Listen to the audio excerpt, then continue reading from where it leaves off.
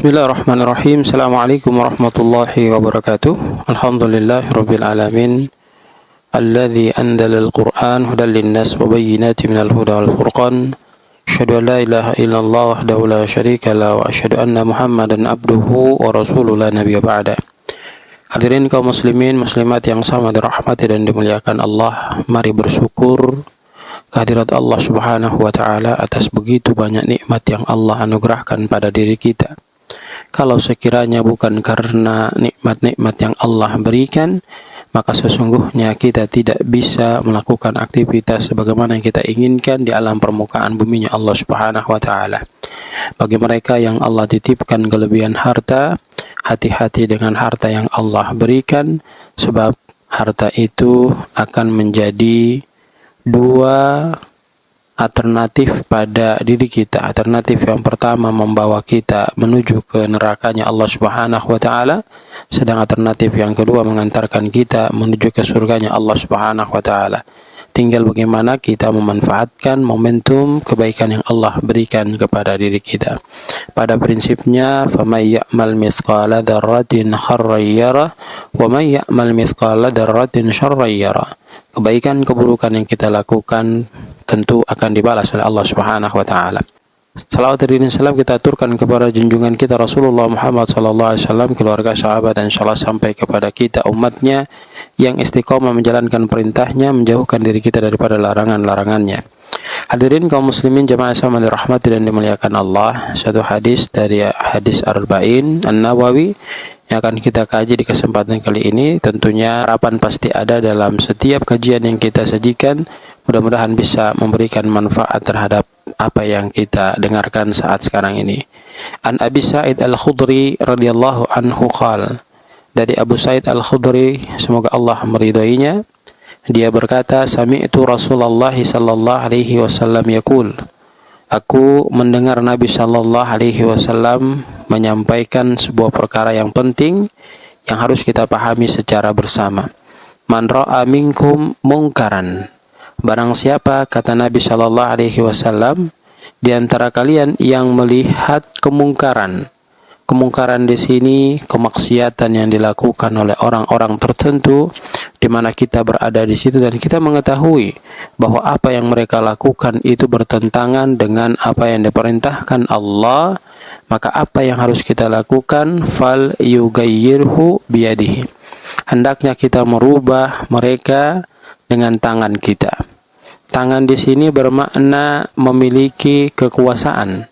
Jadi kalau sekiranya pada waktu itu kita diberikan jabatan sebagai camat, sebagai lurah, bupati, kemudian wali kota, naik lagi tingkatannya menjadi gubernur, kemudian menteri, bahkan presiden, maka hendaknya ketika dia melihat kemungkaran, fal yugayyirhu biyadihi, dia harus ambil serta peranannya untuk merubah kemungkaran-kemungkaran yang terjadi.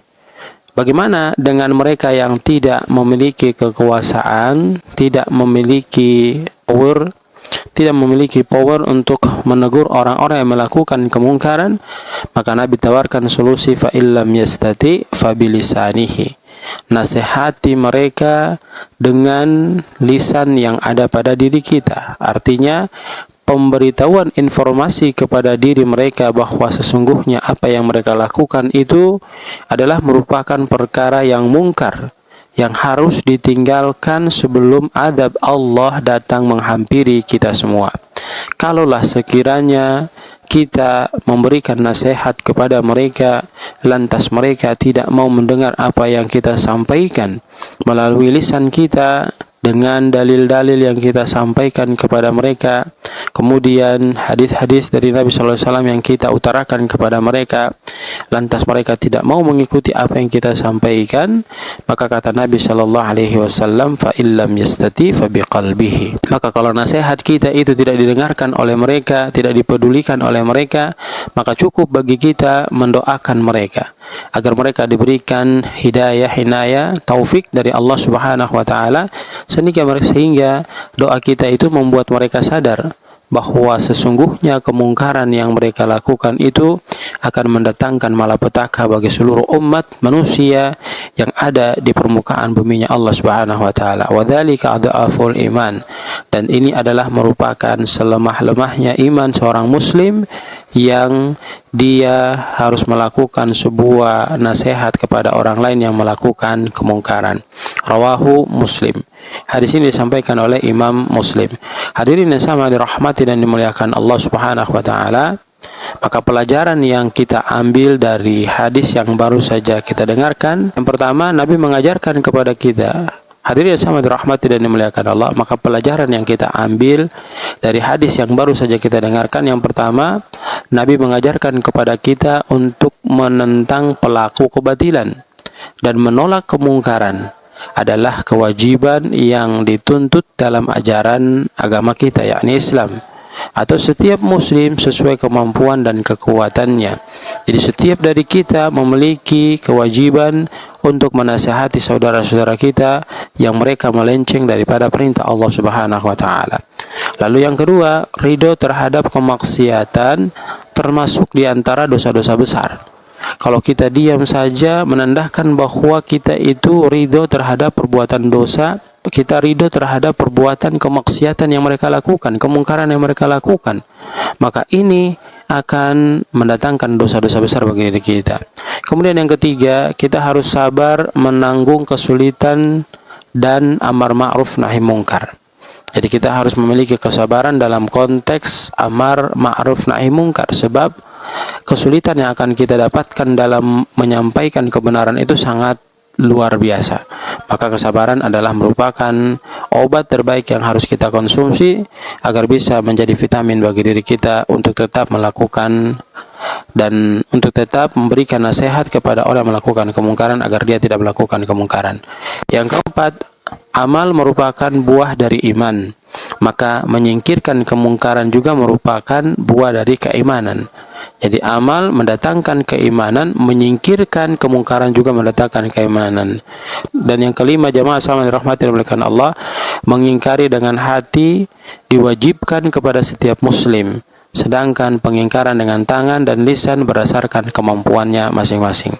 Hadirin yang sama dirahmati dan dimuliakan Allah, kita akan mengetahui lebih lanjut lagi ketika kita membuka Quran surat ke-5 ayat ke-78 dan surat ke-7 ayat ke-165 terkait keutamaan mengatasi kemungkaran.